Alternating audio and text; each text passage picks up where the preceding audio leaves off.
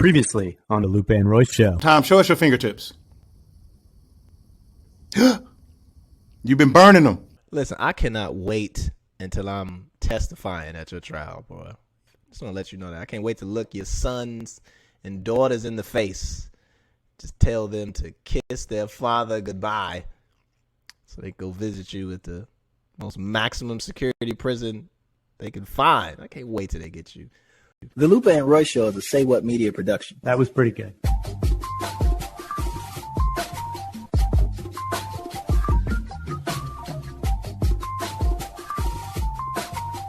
Yo, what up? This is Lupe Fiasco, and I've discovered the joys of zero sugar. Hey, what's up? This is Royce the 5'9", and my brother Lupe is rubbing that shit in my face because I'm drinking Monster right now.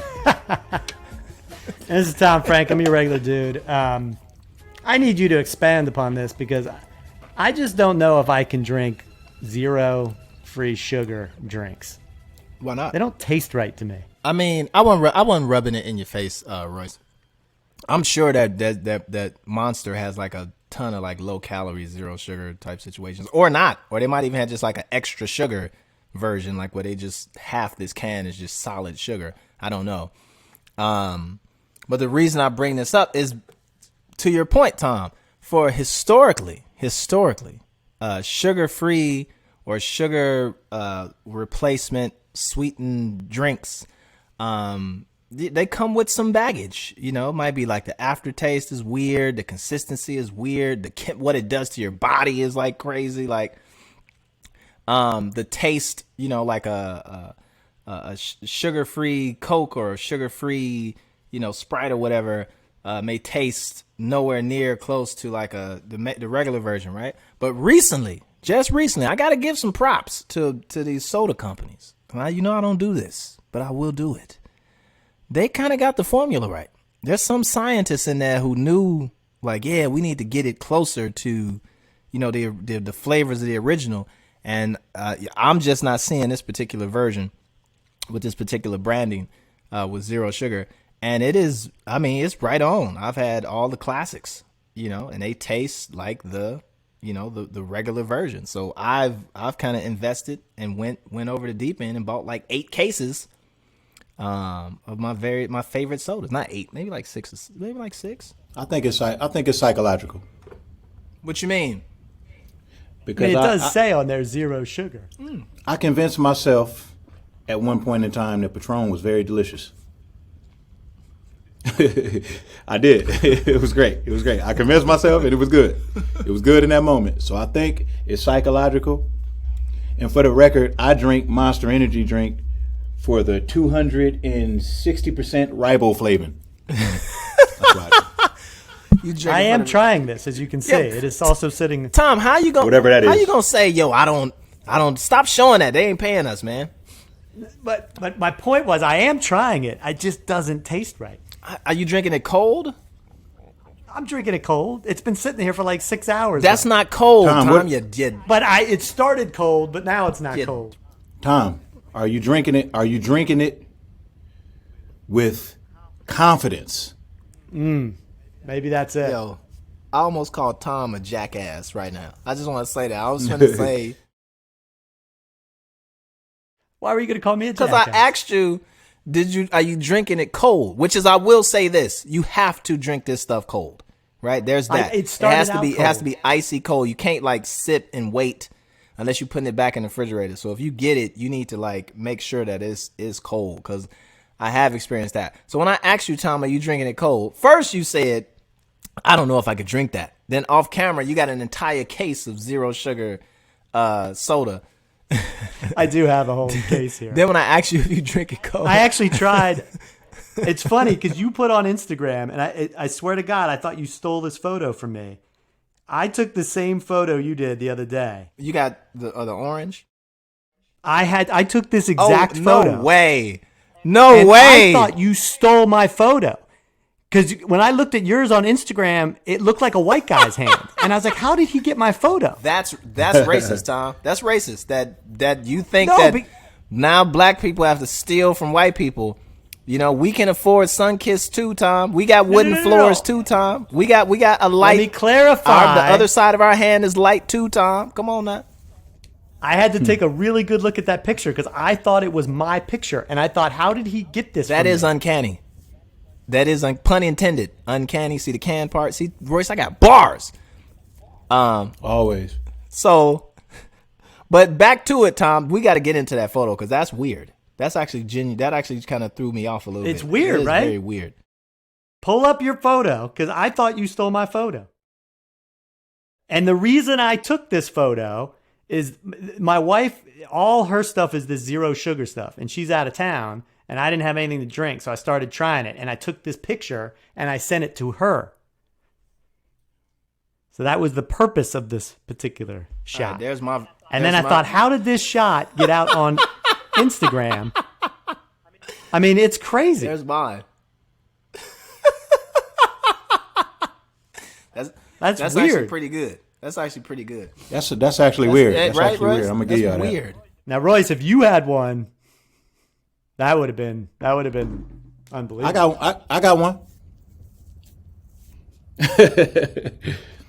I got one. Here it is, right here. You know it's not weird, Tom. Your white man accusing me of stealing. You know what I'm saying? That and went down and went bad in many ways and many places. Though? It's not cool, Tom. That's not a white or black thing. That is a history on this show of you stealing things. Tom, he ain't got to steal from you, bro. You know what, Tom? You're getting better. You're getting better at it. Your quips and your rebuttals, they're starting to hurt. They're getting to the point of triggering. He didn't steal no door. That never happened. But Tom, you gotta drink it cold. I'm gonna just psychically go inside of your house. I bet you that those cans are sitting in a pantry. No. They are sitting in the outdoor refrigerator. I have a refrigerator that sits in the garage right next to the t-shirt press. You mean a t-shirt press where you steal merch? Yeah, and I drink sugar-free. Tom, when you drink your sugar-free whatever that is, yeah, the can must be half full to start. Remember that. The can is half full. That's a good point. And I guarantee you it'll taste just a wee bit better. You have to drink it cold, right? And I haven't tried. I don't think I've had the Sprite, but I've had the 7-Up, I've had the Sunkist, I've had the Dr. Pepper, I've had that whole thing with that particular little like zero sugar branding on the bottom. And every one that I've had has tasted like or close approximately to the regular version. And what I was mad at you was going to call you a jackass because you was like, you let it sit for 6 hours. Like, yeah, I drink it cold, but it's just been sitting here for 6 hours. And I just wanted to say, you jackass. Like, what's wrong with you? Well, I started drinking it at lunchtime, and then the day went by. I must have not liked it, though, because otherwise I would have just downed it. Did you forget? Yeah, I mean, it's sitting right here. I got a lot of things sitting on my desk right now. Did you like it or not, Tom? Did you like it? You got the phone number sitting on your desk? Can you give people the phone number, please? I can. And I'll tell you what, people need to leave a star rating and a review on Apple Podcast. And they need to leave us a voicemail at 707-BROMAN1 or 707-276-6261. Man, shout out to that guy who gave me that because I never forget the phone number now. Fantastic work. That's Steve, by the way. I remember Steve's name, and I remember Thanks, Steve. 707-BROMAN1. Thanks, Steve, man. We appreciate you. Can we get into the meat? Can we get into some meat, man? There's so much is going down. I have a question for you. I have a question for you. Now, you got to fill us in here. What's this story about this new clothing collection? I need to know more. I run across the fact that there's a new clothing line that's themed around Lupe Fiasco. Tom, and influenced by his father, who made him take up martial arts. Tom, let me tell you something, okay? On this show, let me tell you what you're bad at, okay? And not bad in the good way, not like Michael Jackson bad, like just bad. Is pulling random stuff off the internet and then bringing it onto the show as if it's truth or fact. You already like the push Baron Davis's buttons in the wrong way. His whole energy changed, right? I can go from guest to guest to guest to just me and Royce. You just be throwing stuff out there that you didn't heard, right? Okay. I am the regular man, the regular general public who needs to know what's at the bottom of this. You sure did ask Baron, was he married to Jessica Alba? No, I didn't say married.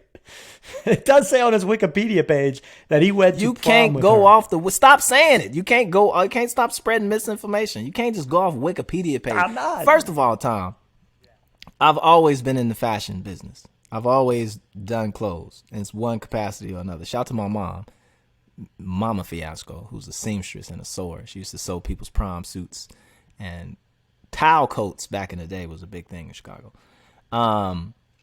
But I've always done fashion. I always had a line called Truly and Truly, where I was dipping into Japanese fashion and t-shirts, and we did some dope stuff. Last collection that we did, I made these dope ass motorcycle jackets. You know, it's just a thing, like a passion and a side hustle, complementary to what I do in music, coming up with interesting concepts and then executing them. So I've always had a fashion brand. Through the life of that fashion brand, I've had the opportunity to work with some great, amazing people, and who've gone on to become monsters in their own right, such as my brother Virgil Abloh. He was one of the designers and helped design some stuff from Truly and Truly back in the day. And so he's always been the homie. Of course, you know, Virgil, he's now the creative director at Louis Vuitton. He's been there for a few years, as well as done some crazy stuff at Nike. And then he has his own brand called Off-White and different things like that. And so he put together a fashion show for Louis Vuitton because of COVID. They couldn't have like the in-person kind of big fashion show thing. And I mean, when Louis Vuitton does something, it's massive, right? It's big. So they decided to shoot a film as a fashion show. So there's a film, it's called Amen Break. Super layered, super contextual, a lot of dope people involved. Goldie, Jizza, Saul Williams, myself, just a range of like luminaries and people in that space. And the clothes are what they are. They're crazy. It's Virgil's interpretation on many different levels and facets, and it's just super dope. And then what he decided to do, shout to Mahfouz, the director, what they decided to do with the show, because they were basing it off of Jizza's Liquid Swords album, the way Virgil mind works, he starts to make all these reference points and connections. He came back to me knowing I do the martial arts. And he basically did the show, not the line of clothes, but the show itself was partially based on my dad. So my dad did the martial arts, had martial arts schools. He had a school in Detroit. Royce, man, I was telling you that. Had a school up there, our sister school, in Chicago. And so what he decided to do was kind of like use my dad and like our story in the martial arts, the black story in the martial arts, and just put on this dope ass, you know, thing. What he created. Like you can still see, if you go to Amen Break Louis Vuitton on YouTube, you can still see it, or you can go to Louis Vuitton. I think it's still up on Louis Vuitton's website. I'm not sure. And watch. It's like a 15-minute like mini film fashion show. Crazy. You'll see me in there working with the sword. You'll see two other brothers, Julian Williams and Damian Williams, literally brothers, half black, half Japanese, captain of the men's kendo team, doing a kendo exhibition. It's just a crazy dope situation. So shout out to my brother Virgil for putting that together and showing that type of love to my dad and adding on to that legacy. So it's dope. So check it out. It's called Amen Break, and it's on YouTube. That dude Virgil is a genius, man, and that shit that you posted looked fucking amazing. That shit looked amazing. That's the perfect blend of fashion, hip hop, and expertise. I fucking love it. I love it. Yeah, y'all got Chicago won this one. Well, y'all can have it today. Y'all can have it today. We'll be back tomorrow. I'm thinking about, wearing one of the track suits with some neon shades and a bucket hat. I'm sure you probably already created it and bootlegged it in your garage. Wasn't he born in Detroit? Then he moved to Chicago? He might have been. That's what it says on Wikipedia. I see both of you are operating at high levels of chicanery today. It's fine.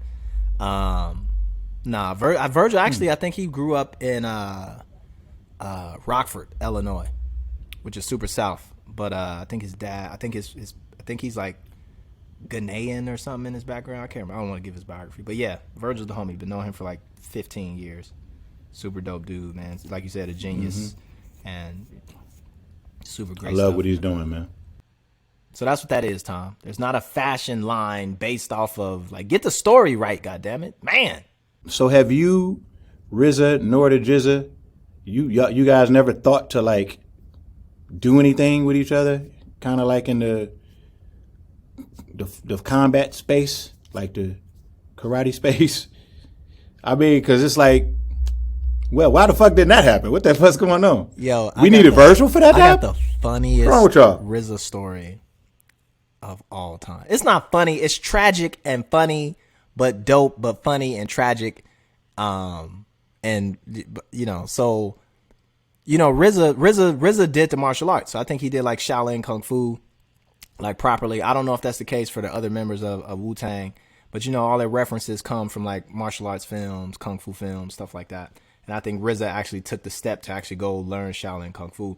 And then also, RZA did all the music for like Afro Samurai, like that anime film with Samuel L. Jackson playing Afro Samurai and stuff like that.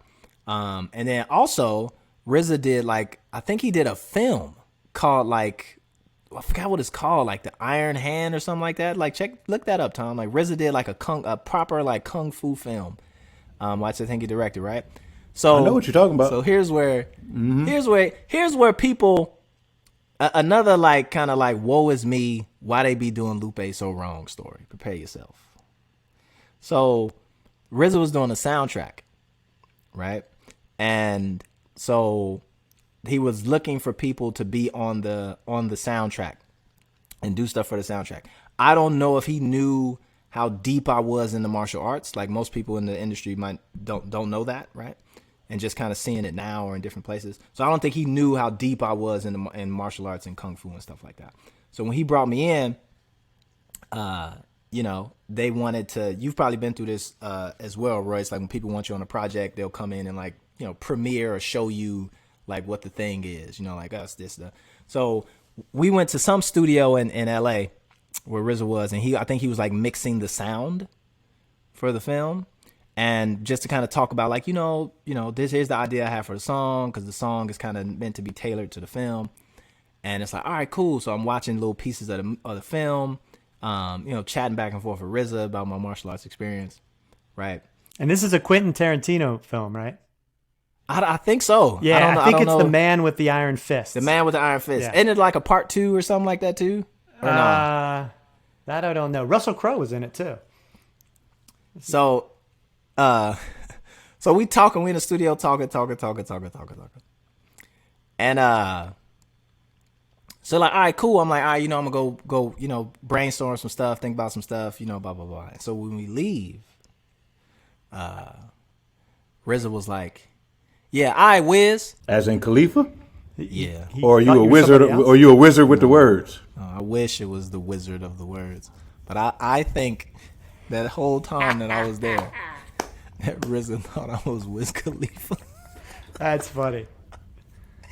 And I didn't correct him. And I was like, I'm gonna just own that.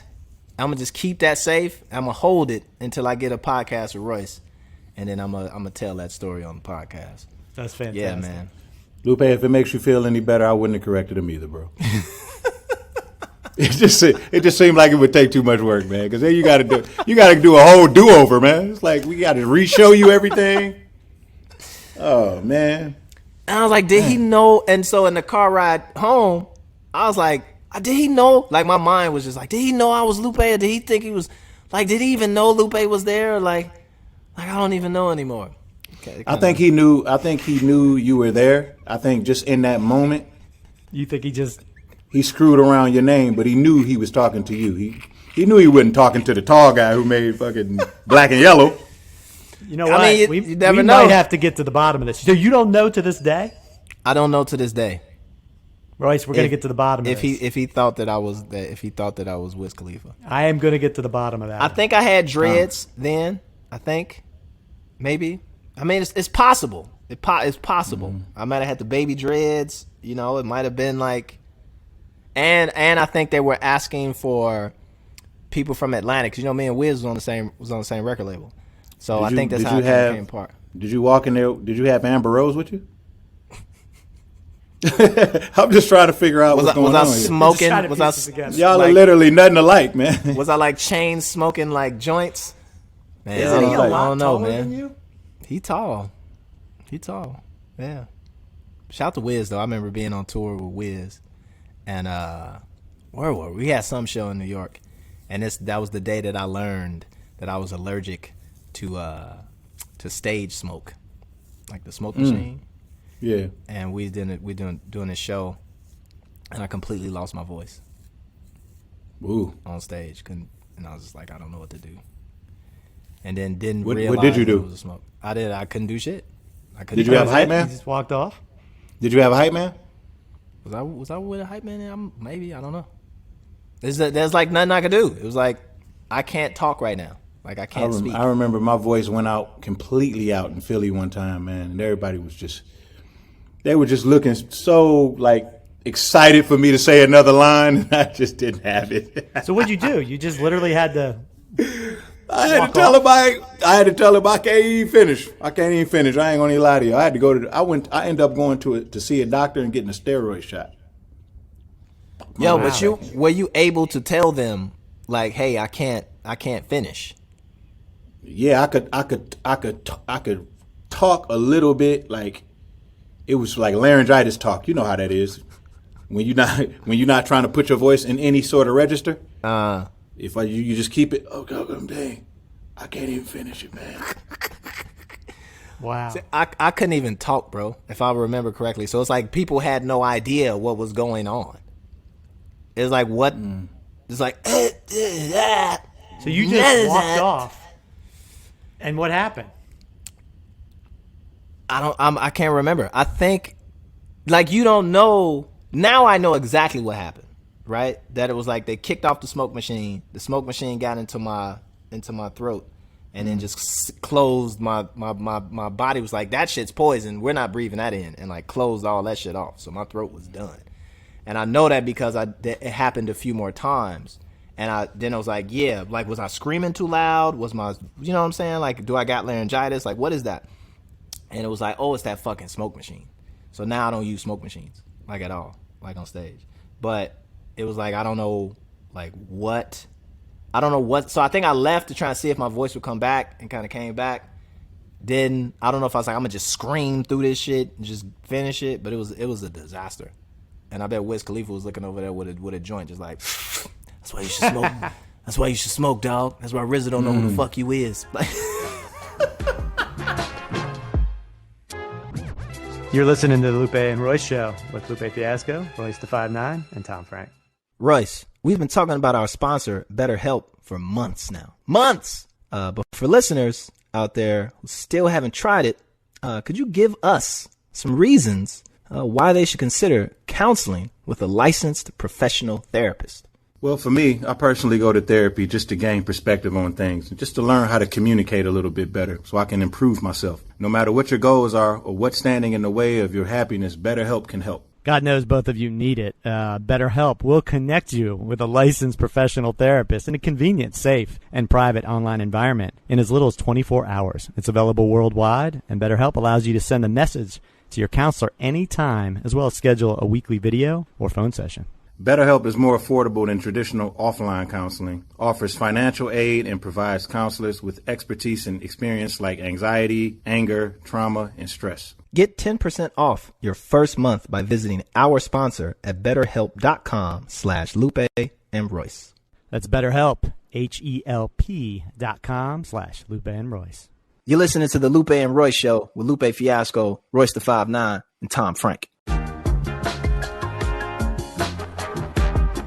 We got somebody waiting to jump in here, and I'm bringing this special. It better not be Wiz Khalifa. I swear It's going to be Wiz, because I telegraphed this moment. We had a question come up from one of our loyal listeners, and I wanted to bring an expert in to answer this question. But I'm going to give the question to you first, Royce. So Renee Davis wants to hear our take on, and hopefully I'm saying this right, the Gervonta Tank Davis fight. She said she's a big boxing fan. She's always loved the discipline and the strategy of the sport.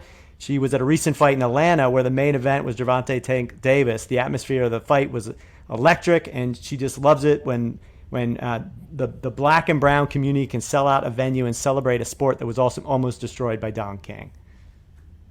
What do you know? But I'm going to bring in an expert here because I was talking to him the other day, and he said he wants back on the show. He wants to come back. He's now a regular. I bet you this is Showtime. I knew it was Showtime. I mean, Showtime's back, Showtime. Man. He is a friend of the podcast. When he wants on, he comes on. And now I want to get into this Don King thing. I want your take. I didn't know it was a Don King Shawn thing. Porter on Don King. What's that? Is Don King, was he great for the sport, or did he destroy the sport? So don't set. Hold on. Don't set Showtime off like that. Like, give him the context. A fan. All right, let me give you the context. We had a listener write in and say, I'm a boxing fan. I've always loved the discipline and the strategy of the sport. I was at the recent fight in Atlanta where the main event was Gervonta Tank Davis. The atmosphere of the fight was electric. I love when brown and black can sell out a venue and celebrate a sport that was almost destroyed by Don King.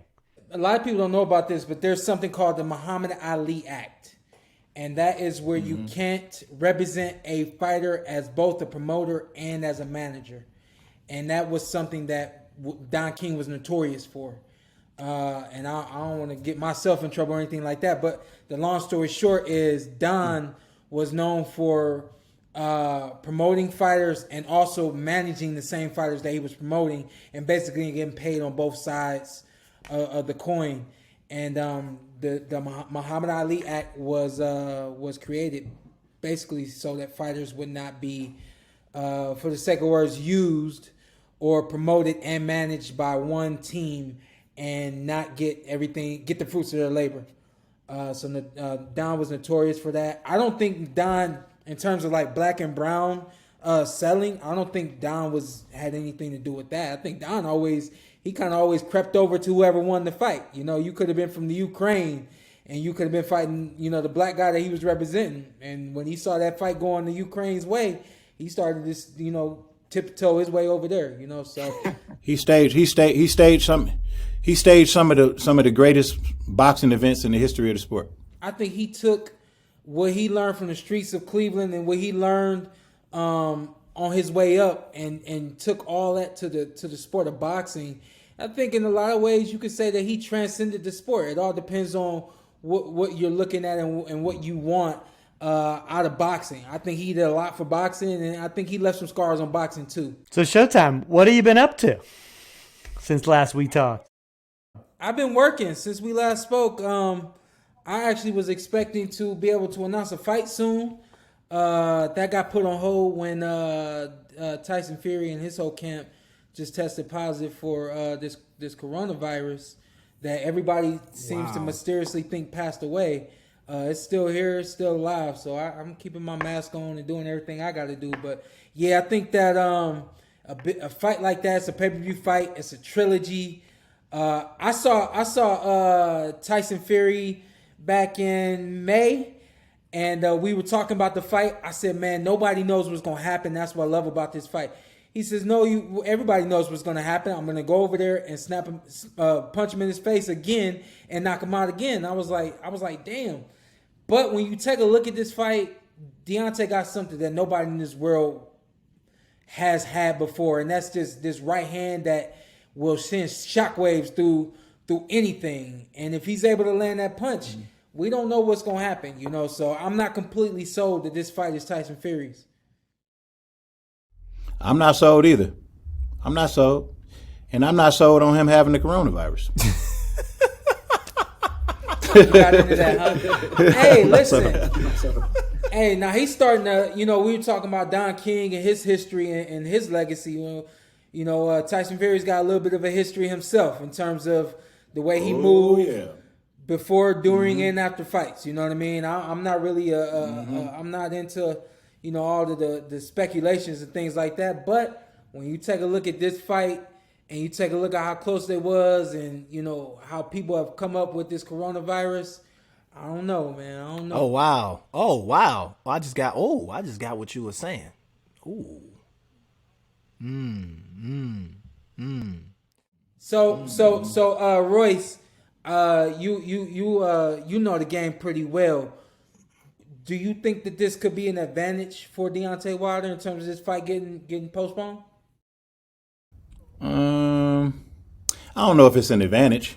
I don't know if it's an advantage, but there's a reason. I feel like there's a reason why Tyson don't want to. He's not ready. There's something going on, and I don't know if it's the coronavirus or what it is, but whatever it is, it's gonna show. It's gonna show. And all I could think about is those shots that Deontay landed in that first fight, and Tyson Fury falling backwards and landing on his back, and then just jumping up out of nowhere like. Dog, what was he? Who does that? Dog, I was like, man, if a human got 9 lives, he lost 7 of them Right with there. that knockdown. So if he get knocked down like that again, he will not get up. He will not get up. And all it's gonna take is for Deontay to land that right hand, like Shawn Porter said, for sure. So I've been studying the first 2 fights because I was expecting the comment or work on the commentary side of the fight, and so I studied both the fights. The biggest difference with the first fight and the second fight is Tyson Fury gave Deontay Wilder room to breathe. It gave him room to think, and he allowed Deontay to kind of operate. The second time around, he's like, I'm coming right at you. And nobody's ever came at Deontay before, and I don't think he knew how to deal with that. And so I think that because Deontay has been in the ring with somebody now coming at him, I think he's going to be more equipped for that now. So what I saw in the first fight was that Deontay, if you give him room, he can use his jab, and he's got like decent boxing skills. I know everybody talks that he ain't got no skills at all. I raised my hand and saying I was saying that, but when I went back and looked at that first fight, I'm like, okay, he was popping the jab, he was going head and body, he had room to breathe, and it was allowing him, giving him time to think and letting him work. And Tyson Fury didn't let him work at all that second fight. So I think this third fight, number one, I think Deontay need to come out and throw. What was up in that second fight? Like it was like as soon as Tyson Fury touched him, it was like Deontay was just not the same. I really, looking at the fight, I really think it was a combination of a lot of things. I think it was a combination of him being really antsy in the moment. I think that the crowd was the biggest crowd he's ever fought in front of, and I think he could hear that was not an American crowd. That crowd was like 70% English people and people from Europe. And I think that had something to do with his jitters coming out in the first round. And I don't think he had room to get his feet wet and get comfortable in the ring. And I think that there was a blitz coming at him as well. And, if somebody tell you, in a street fight, I'm coming at you, I'm coming at you, I'm coming at you. And when it's go time, if they come at you, it's like, damn, this is what he said he was going to do. You know what I mean? So I don't think... What was going on with his glove? What you think? I don't know if I want to get into that for myself. I don't know whether or not I want to get into that. So tell me this. Tell me this. Why? Okay, being a fighter, right? When you look at somebody's glove, if somebody's glove is like moving as they're throwing punches, is that all? Would that always just absolutely be an indicator that something is in it, or could that be something else that the people aren't aware of? Because there's a lot of speculation about it. I got my thoughts on it, but I ain't gonna share my thoughts on it either because I don't want you to. Well, the thing that I thought, which is what made me think that his hand could be loose on the end, he's got extremely long hands. He's got extremely long fingers. I saw his hands when we were in some meetings. I was like, damn, this dude's got long hands. I know that my hand and an 8-ounce, I fight at 8-ounce gloves. My hand does not, it's really tight in an 8-ounce gloves. I've fought in fights and been very uncomfortable from round 1 to the end of the fight. I've been in fights where my hands went numb periodically throughout the fight, and it's because the gloves are that tight. So what we started to do, what you can do, because they are all new gloves, what you can do once you get the gloves in your possession in the back room, you can bend them, you can do everything you need to do to get them loose, whatever the case may be. So I've seen people do things like fold the glove in half and then tie it up and leave it like that for an hour or so before they put them on, just to loosen it up. So really the first thing my mind goes to is his hand's too big for the glove, and it may be just how it fits. And the other side of that is just like it's us right now on this call, there's people in the room nonstop looking at everything that's going on. And so For me, I find it very hard to believe, and I think a lot of fighters out there too find it very hard to believe that anything could have been done that the commission did not see or that his team did not see. And he even threw his team under the bus, saying that they weren't looking out for him in the fighter in his opponent's room. So it's a lot to be said about that, but I'm not sure. Do you buy, or what do you think about the narrative that because he wore that big heavy ring entry suit that it tired out his legs? I'll say this: when we were actually broadcasting the fight, they watched Deontay and Tyson come, like, from the time they left the room, had the camera following the cars to the time that they got into the venue. He took a long walk all the way through the MGM Grand, all the way down to his room. Then once he got to his room, a lot of fighters, we kick our feet up, we chilling, we cooling. That's what we saw in Tyson's room. He was just straight cooling in his room. And in Deontay's room, he was pacing back and forth. And again, when I talk about the moment kind of getting the best of him, I thought that had something to do with it. I think that he was a little nervous going into the ring.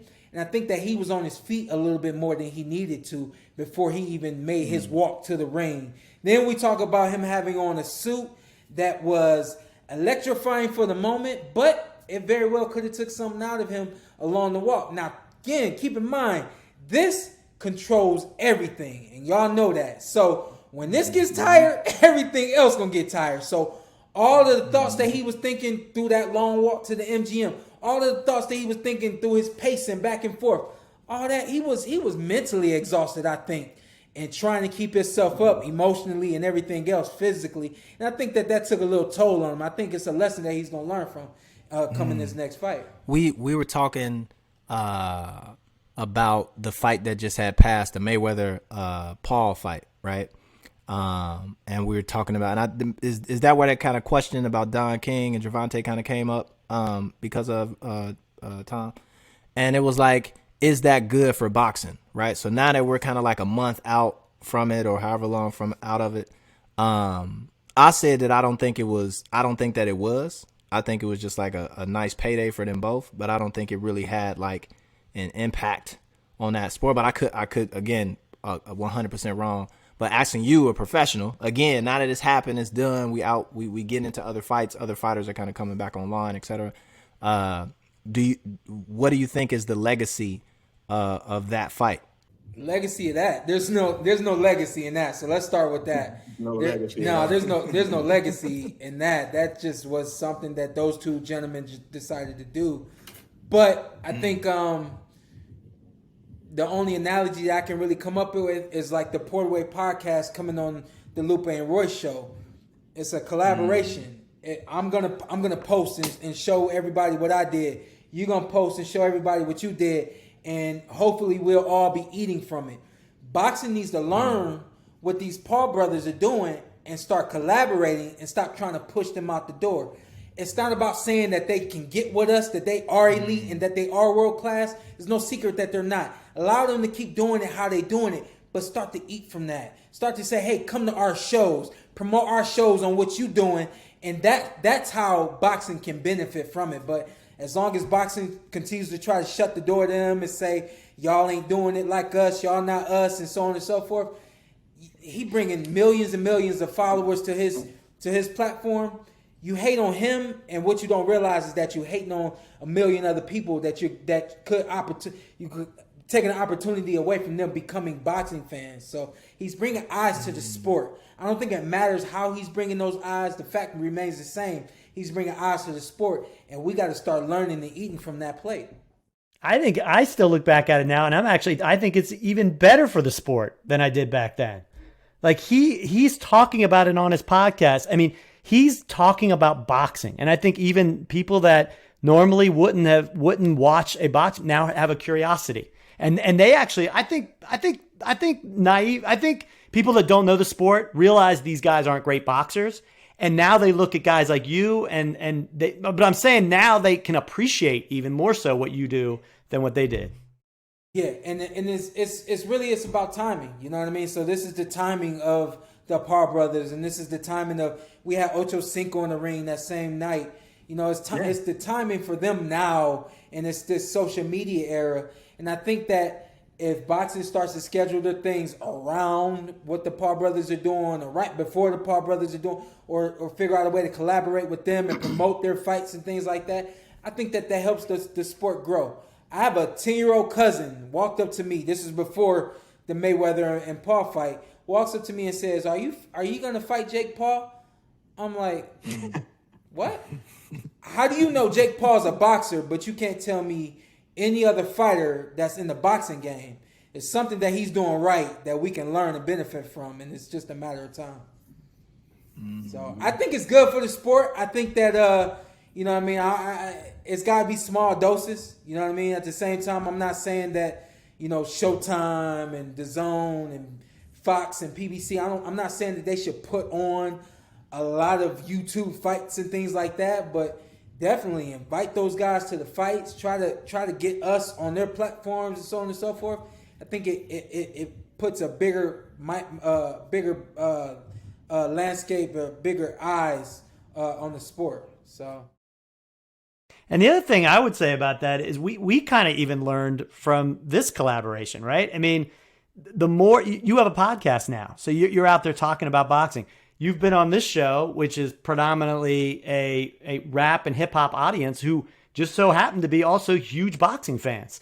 And so I just think the more that personalities like yourself and like others can start getting out there and promoting the sport, I think that's how you gain popularity. It's been what I've wanted to do for a long time. I've wanted to bring, shed a different light on boxing. I think this is the bad boy sport of sports. Everybody thinks that we're ignorant. Everybody thinks that we're uneducated. Everyone thinks that we don't pay our taxes and we don't know finances and we don't know about credit and so on and so forth. Nobody really gives us our just due, and I think it's because of the history of boxing. So when I turned pro, I was like, man, I'm gonna change how everybody feels a fighter, what everybody thinks a fighter is, and what everybody thinks boxing is. And so that's kind of been what I've been after, for a long time now. And I think it's starting to come to.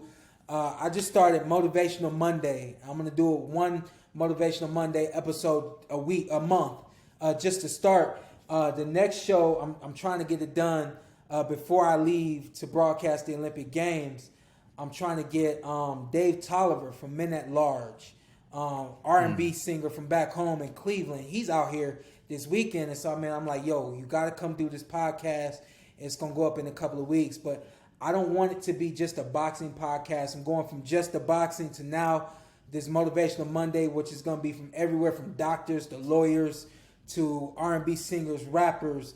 Eventually have y'all on and so on and so forth. But I want to capitalize on what I have and eventually take all that to boxing, and that's my way to help the sport grow. You're listening to the Lupe and Royce Show with Lupe Fiasco, Royce the 5'9", and Tom Frank. Guys, you got to kick your summer off in style with the brand that's reinventing men's basics, Mack Weldon. Mack Weldon is so much more than just underwear. Their full collection includes t-shirts, polos, button-ups, shorts, pants, swims, and so much more. With light and breathable fabric technology, Mack Weldon keeps you cool and comfortable all summer. From work to working out, happy hour to playing with your kids, Mack Weldon has men's essentials for whatever your day includes. Now, I got some shirts. I've been wearing them. They look good on me. I don't know if it's the shirts or if it's me, but either way. It's the shirts. You think it's the shirts. You don't think it's me that makes the shirts look good. Nah, you ain't got that type of physique yet. Are you working out, Tom? I've had a lapse the last couple weeks. I was on vacation. But Lou, are you going to experiment here with these Mack Weldon shirts? Yeah, I also got some Mack Weldon stuff. I got some shirts and some drawers and some socks. And I got their silver stuff, which is antimicrobial, anti-funky. For folks who don't know what antimicrobial means, that's just slang for you stank. So they got some anti-stanking shirts. And I am going to do a little experiment to put that to the test. I'm going to wear one of these Mack Weldon t-shirts, which is it's a nice t-shirt. I'm going to wear it for 3 days and see if I can test that antimicrobial, a.k.a. stanky. 3 days in a row. Yeah, 3 days in a row. And see. I traveled with them. They're a great go-to. It's a great shirt, man. Shout out to Mack Weldon. Mack Weldon, you can get 20% off your first order by visiting MackWeldon.com/Lupe and Royce and enter promo code Lupe and Royce. That's MacWeldon.com/Lupe and Royce. Promo code Lupe and Royce for 20% off. Mac Weldon. They're reinventing men's basics. You're listening to the Lupe and Royce Show with Lupe Fiasco, Royce the 5'9", and Tom Frank.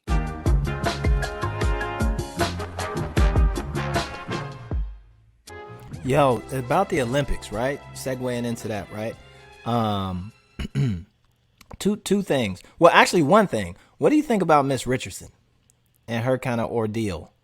Especially like I've never spoken on it publicly, but my piece is just like, rules is rules. Like that's the way I look at it. Like rules is rules. I get all of the other pieces, all the other context, all the other parts, but it's like rules are rules. And, her accepting that was like, oh, cool. We good here, kind of a situation. But you actually being a part of the Olympics in a certain capacity, coming from the sport world, coming from a sport where rules in certain instances, the difference between life and death, in that boxing ring,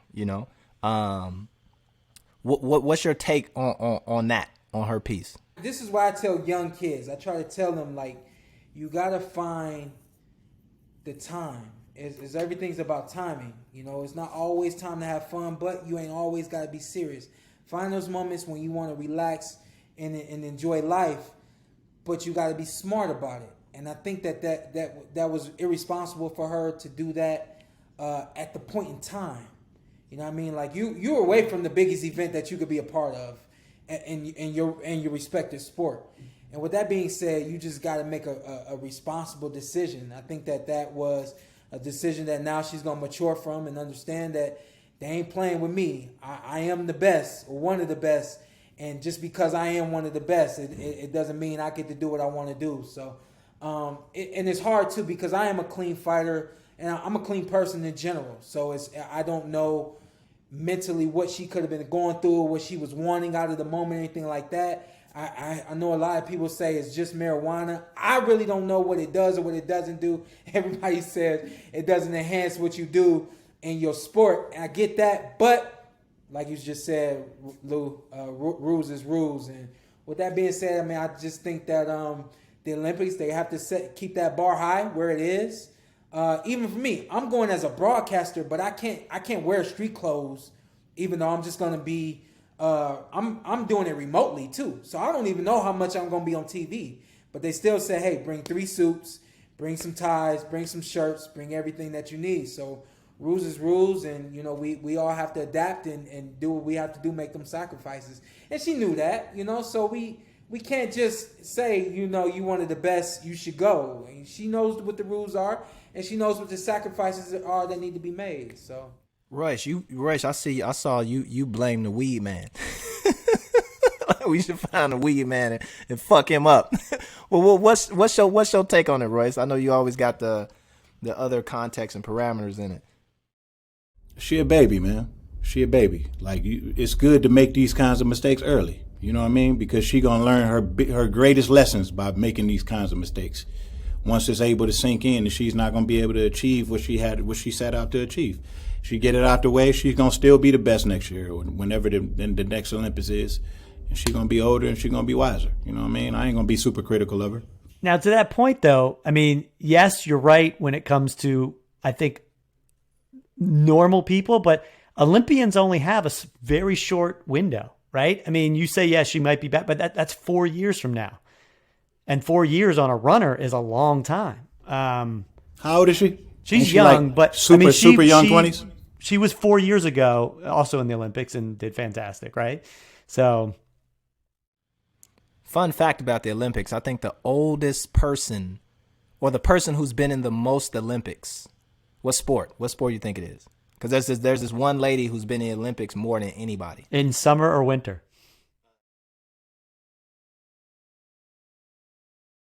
It's got to be a bizarre sport. Can you give us a clue? No.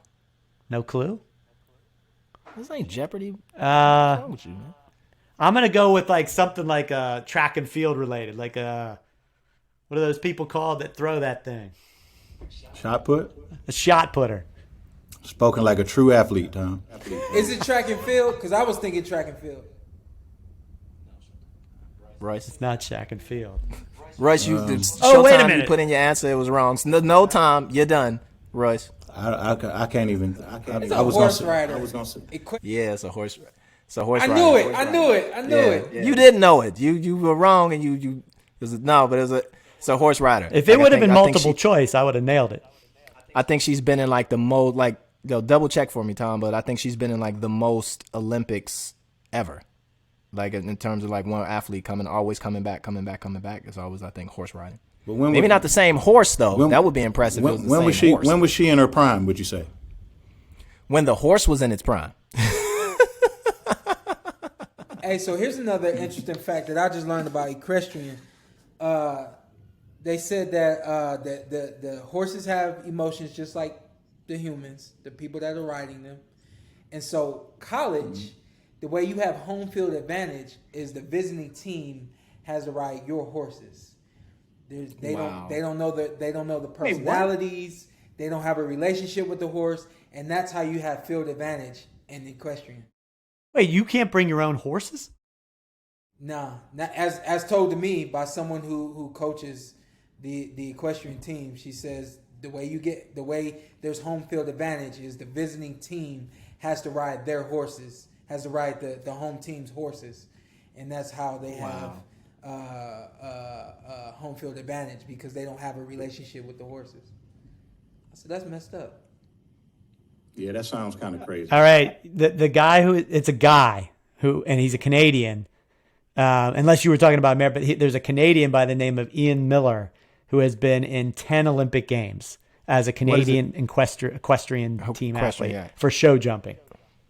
I think is Is it a lady too? He's been to 10 different Olympics. So what is that? That's 40 years. That's 40 years, yeah. Yo, that's crazy. And wait a minute, so he's 74 right now. Is he still competing? Yeah, why not? All he got to do is keep his weight down. Get a horse. Keep that horse correct. That's funny. No, in London in 2012, he participated in his 10th Olympics. So that's the most ever. Okay, got it.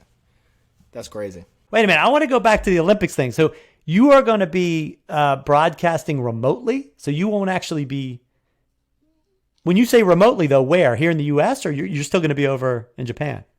I'll be in Connecticut.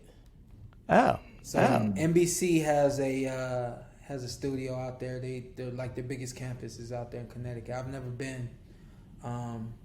Stamford, Connecticut. Yeah. In Stamford, Connecticut. I have a cousin who lives there. I might have to give you his name and number. He's also, interesting fun fact about this guy, he's the communications director for the NBA. So we might have to do something out there. So how come we ain't got tickets, Tom? How come you ain't giving our guests tickets, season tickets? I haven't bought a basketball ticket to an NBA game in 12 You years. haven't bought a basketball ticket. That's what we're talking about. We're talking about us, Tom.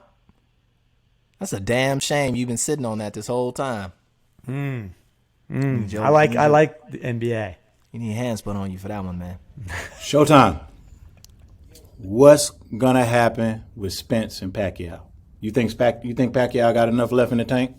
We won't know until it happens. You know, if we go based off of his last fight, which was 2 years ago, he looked good against Thurman. I don't think Thurman was ready for him.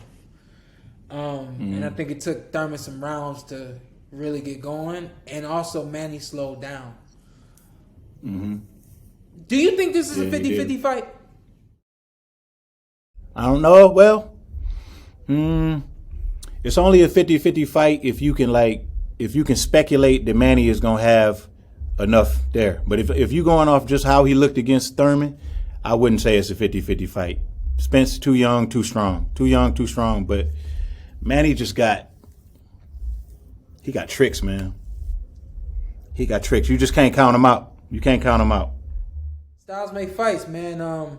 I really like what I've seen from Manny and Freddie for a long time, especially with training with him. I saw those guys. It was like, this is the 5 or 6 things that we're gonna do to win this fight. And I watched. They would go to fights with 5 or 6 things and blow dudes out. It's like Freddie tells Manny what Errol's gonna do, tells Manny what he needs to do, and I don't know, man. I feel like it's 50-50. I saw that with that Ricky Hatton fight. I feel like that game plan was executed perfectly. He was like, what was it? He was throwing like a hook over. He was throwing like a hook over like his jab or something. You know what I'm talking about? Over his right hand, yeah. How many points on, like, you know, if it's like a video game, right? How many points does a trainer like Freddie Roach add to your kind of arsenal if you're just kind of the standard run-of-the-mill fighter? Like if Freddie Roach got with, say, Jake Paul, right? Like what all would he add to him? And could it carry over into Jake Paul being considered like, yo, that dude is a problem? That's a great question. I don't think so. I think that Freddie's one of the guys. I think that Freddie's one of the guys that, as long as you got the intangibles, he can give you the little nuggets that you need, and you can go into the ring like really equipped and ready to handle the business. But I think that if you still need help with your basics, if you're not throwing your hook right, if you're not stepping with your punches, Freddie not there to fix all that. Freddie can't fix all that in a matter of 2 or 3 months and get you to a fight and still give you the game plan that he really wants to give you. Freddie's giving me some knowledge, and it's stuff that I still use today. And I'm like, he just knew what he was talking about at that point in time that was specific to me, and it helped me in my boxing career. So I think that the kid that got the knockout the other day, a couple weeks ago, Gabe Rosado.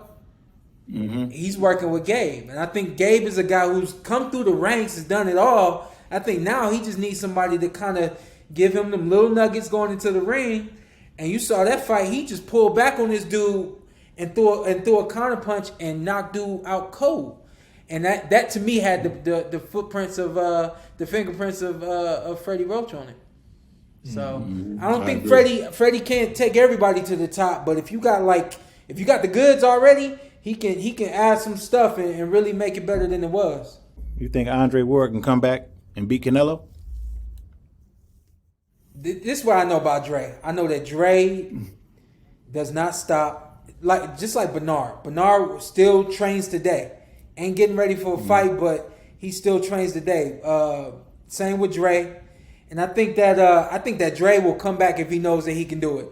If we see Dre come back talking about I'm ready to fight Canelo, I put all my money on Dre because I know that he won't do it if he don't feel that he can make it happen.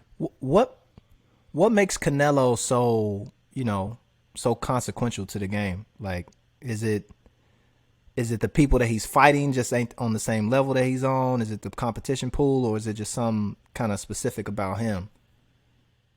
I think it's like a combination of both. I think to this point, especially lately, we haven't seen anybody on his level. The last fight should have never happened. The fight before that should have never happened. I can't remember the last fight that I felt he was in that was competitive. I think that there's some guys in the 168-pound division that can give him some competition, and 175 as well.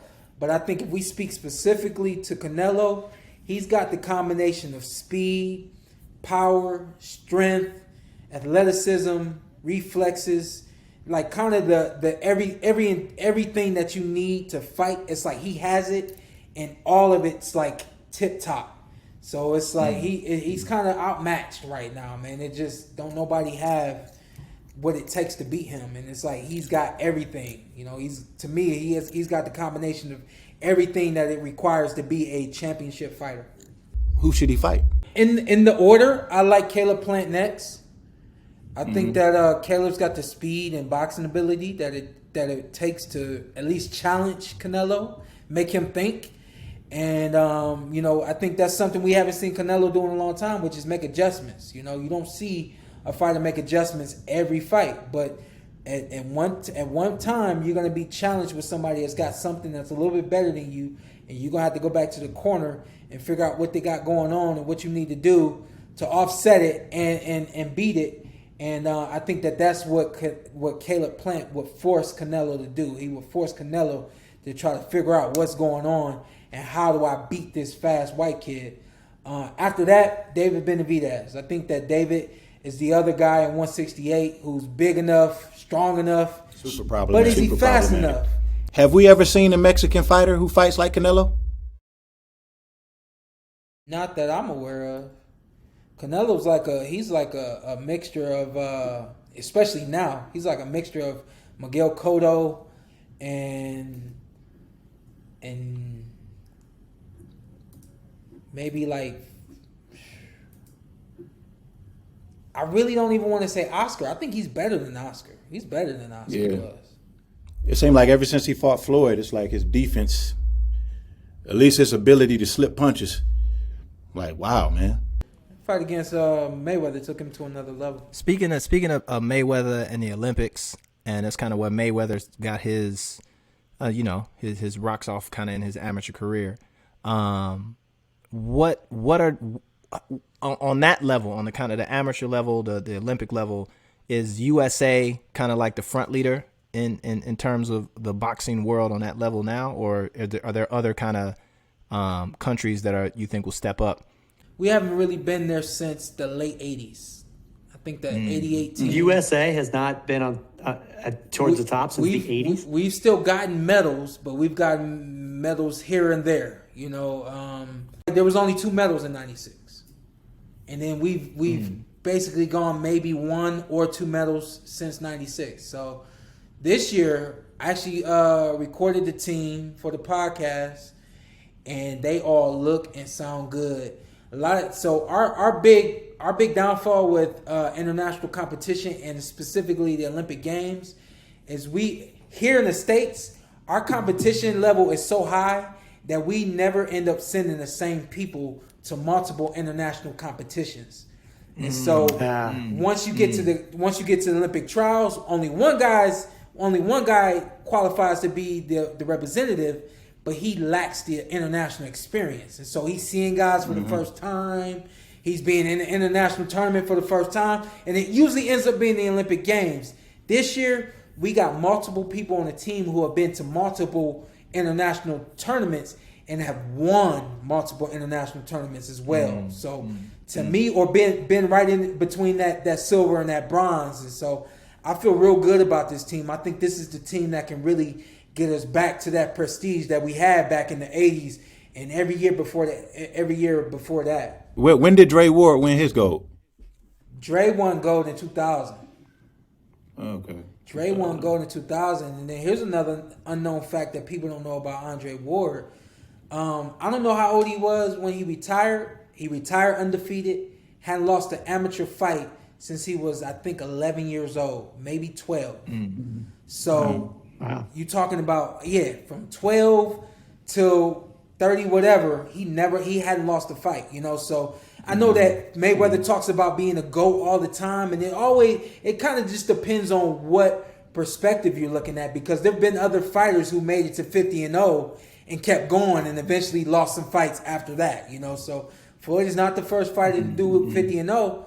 First fighter to do it the way he's done it and make the money that he's made doing it, which I think makes him the GOAT, But I always look at somebody like Andre Ward, and to me, that and who he is in and outside of the ring is really what makes me admire him and make him my GOAT, my personal GOAT. I forgot about Mayweather in that fight in '96. I'm reading about it now. Yeah, because the U.S. team protested that and it was unsuccessful. Whatever happened with that guy, the Bulgarian who there's a whole story about that. There's an entire story about, I seen it a few years ago, where it was the aftermath of the guy who beat Mayweather, because at that point that's where it kind of changed for Mayweather. It was I'm finna go pro, I'm finna go get this money, I'm finna become Money May, and they did a profile on the guy that won, right? And he was I think some guy from Europe or something like that. He was from Bulgaria. Went through his whole life, and it was completely two different arcs, two completely different paths to the exact kind of opposite, right? Mayweather takes his loss and becomes one of the richest boxers of all time. This guy just kind of goes into obscurity, and I think he had all type of issues. It was super. I forgot what I seen it on, and I apologize if I'm misinforming or going out the way. But there was a documentary that was shot specifically about what happened in the aftermath of that fight. Yeah. Here's the other side of the Olympic program. A lot of American fighters, it's like we're built for the professional game. We kind of use the Olympics as kind of that way of catapulting us to a bigger paycheck or a bigger signing bonus and things like that. A lot of fighters don't even know that that ain't really the way that it goes. It hasn't gone that way for a long time. But a lot of American fighters, it's like our dreams are being world champions in the professional rings. All those guys that they fighting against, they're going to see 2, maybe 3 Olympic games. People forget that Lomachenko has 2 gold medals in the Olympics. And it's not because he couldn't go pro after that second one. It's because that's all he knew. Growing up, that's all they teach those guys are gold medal, gold medal, gold medal. And when you're not good enough, they snatch you off and they put somebody in who they think is good enough. And they send those guys to multiple Olympic games so that they can bring medals back to those countries. Over here, it's about money. And those other countries, it's still just about medals. Those other countries now are starting to turn pro and make some money, and they starting to kind of aspire to do that. But a lot of us Americans, we're up against amateur fighters who don't care about anything except being amateur champions and amateur gold medalists. And a lot of times, we go over there with the mindset of, I'm going to enjoy this. I'm going to try to win, but I really want to go pro and make that money. What about the way? What about the way that they score it? Isn't it like is it scored like the amateurs, different? Right? They changed it. They score it now like the pros. Oh. And here's another twist. These guys aren't wearing headgears now. Wait, how long?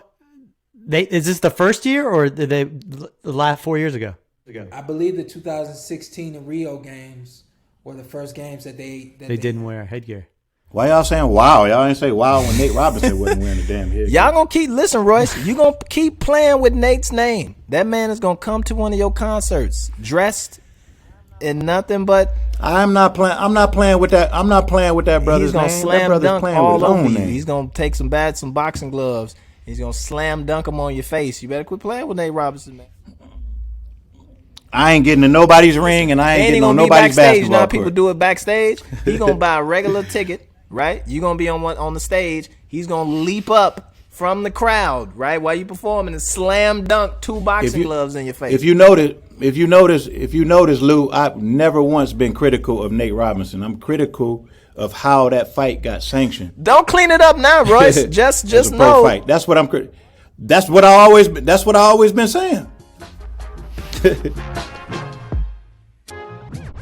You're listening to the Lupe and Royce Show with Lupe Fiasco, Royce the 5'9", and Tom Frank. It's official, fellas. The Lupe and Royce Show is now on Patreon. We have 3 different membership levels designed directly for fans of the show, providing a space for bonus content, priority shoutouts, and responses to your questions. Plus, we got perks like discounts, merch, and early access to news and announcements. If you are listening or watching right now, go check it out at www.patreon.com/LupeandRoyce. That's Patreon, patreon.com/Lupe and Royce. You're listening to the Lupe and Royce Show with Lupe Fiasco, Royce the 5'9", and Tom Frank.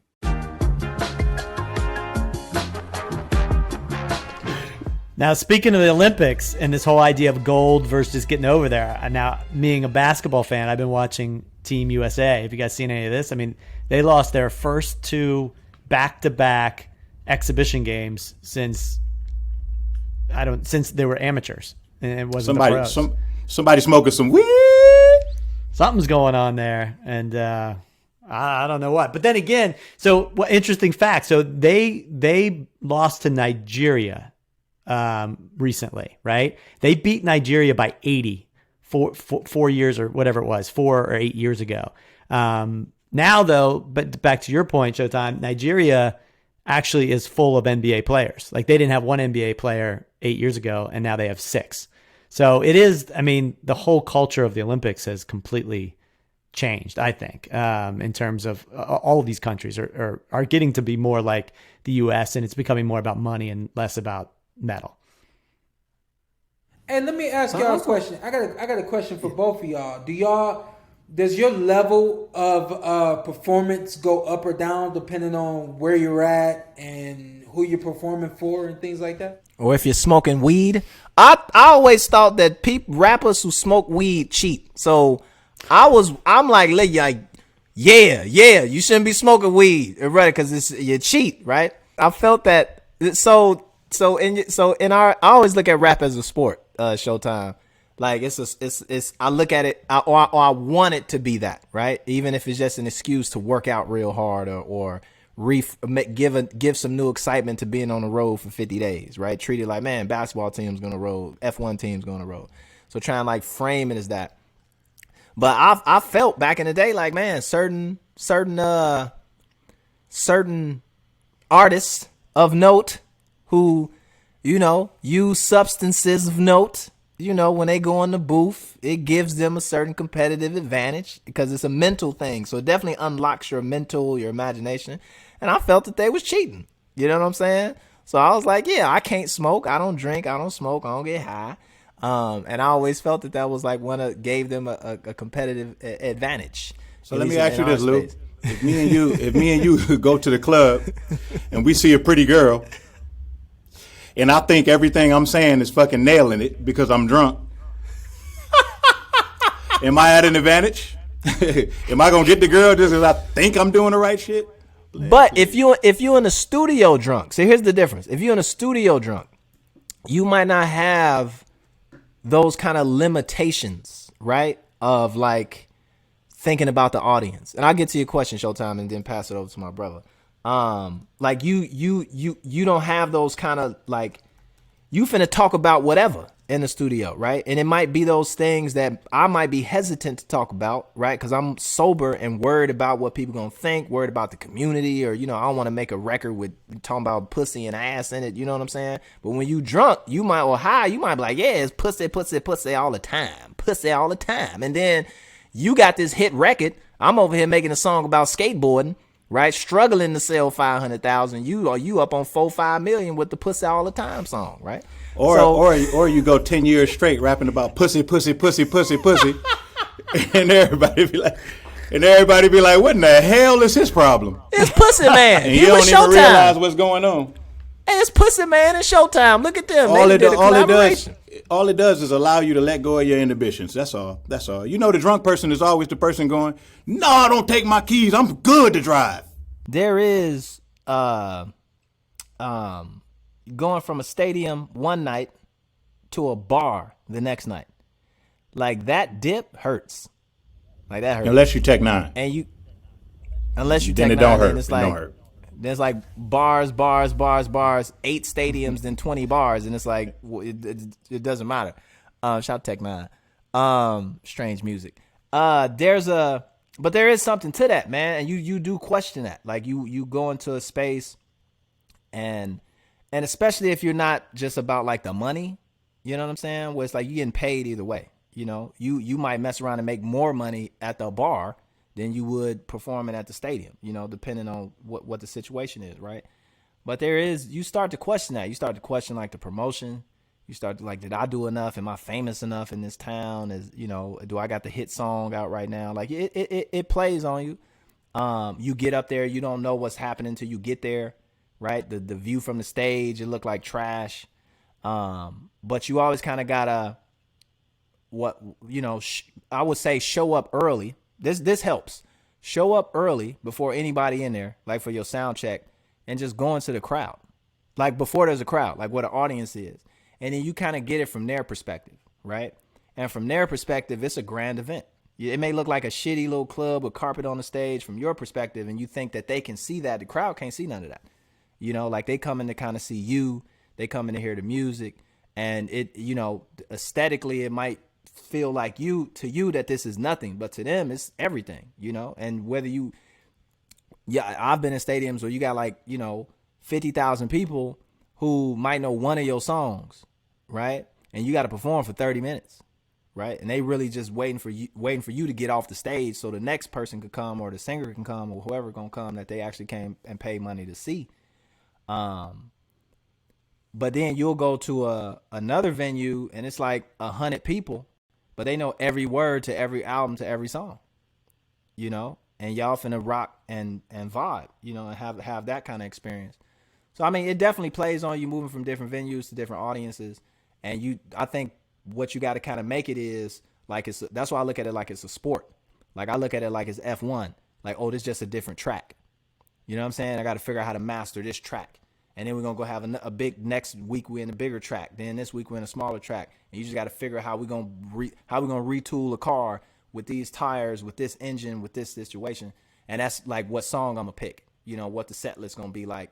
What am I going to wear? What's the energy going to be? What's this? What's that? So, I mean, I think it's definitely real. I think it, and the same thing with basketball, like you said, home team advantage, away games. Like there's an inherent advantage to that because you not with your peoples. You know what I'm saying? And I'm gonna go out on a limb. I'm gonna go out on a limb and say that those guys don't look at winning a ring the same as they look at winning the gold medal. I don't know. I'm just guessing. I don't know. I don't know. I mean, that's still a big accomplishment, a gold medal. I don't know. It all ends up at the pawn shop anyway. That's the hurtful truth. You got NBA rings and Olympic medals in the pawn shop just waiting for you. So Shawn, we appreciate you coming on as always. You have an open door to always come on the show. I will say for people listening this week, we got a very special episode coming up next week. We're going to be live for all of our Patreon members, and you all are going to get to see a little bit of a sneak peek into all the questions and a lot of different people getting on the show next week. So stay tuned for that. Until Lupe, then, Shawn, stop throwing those karate punches while we got Shawn over here, man. He's striking right now. Shawn looking like I'm gonna whoop this dude's ass. I'm just embarrassed for you, man. I love it. I love it. Lupe Hey, like, good luck with the Olympics. Shawn, I hope you have a wonderful experience broadcasting during the Olympics, brother. And I hope them braids are nice and crisp and clean as they are right now every day of that broadcast, brother. So I'm gonna check that broadcast out, Shawn. I'm gonna check that broadcast out, and every time they switch from you, I'm gonna turn. Then I'm gonna turn back and see if you back on there. Then I'm gonna turn again. Care nothing about no damn Olympics. Shikari. That was the great Shawn Porter. Shawn Showtime Porter. Yes, sir. Coming in. The great. Yes. And on that note, this is Lupe Fiasco, and I'll put hands on people. Don't let a professional boxer, analyzing the way I throw jabs, get you fucked up. My name is Royce the 5'9", and I just want to smoke a blunt with Shikari Richardson. Go ahead, Tom. This is Tom Frank. One of these days, I'm getting in the ring with Showtime. I'm gonna throw a real punch, Lupe, not this little karate stuff. A real strike. A real strike. And we out. Your call has been forwarded to an automatic voice message system. Peace, yo. Episode was at 43 with the bowler, Belafonte. Yo, real dope. Yo, love how you guys can give a whole different vibe to it, man. This is Red from New York. So just sending love and light, man. Keep up doing y'all thing. Gone. What up, Tom, Lupe, and Royce? This is Austin calling from Long Beach. I work in New York City, so I've listened to every single episode of the Lupe and Royce show. And I am just calling to let you guys know that Bowling, the most recent episode, is the best episode of the entire series. Jason was phenomenal. He was a great guest. He was hilarious. He fit the energy and the vibe of you guys. I really appreciated it. I learned a lot about bowling, and I didn't think I would, really care that much this week. But like I said, it's the best one yet. And, keep it up. Keep doing your thing. Keep the best podcast in the world rolling. Thanks, guys. Have a good one. That's our show for the week. If you like what you heard, be sure to subscribe or follow. Leave us a review and tell your friends to listen. The Lupe and Royce Show is a production of Say What Media. It's recorded and mixed by Claude Jennings. Our head writer is Lauren Sloat. I'm Tom Frank. And our theme music is by, who else? Lupe Fiasco and Royce the 5'9".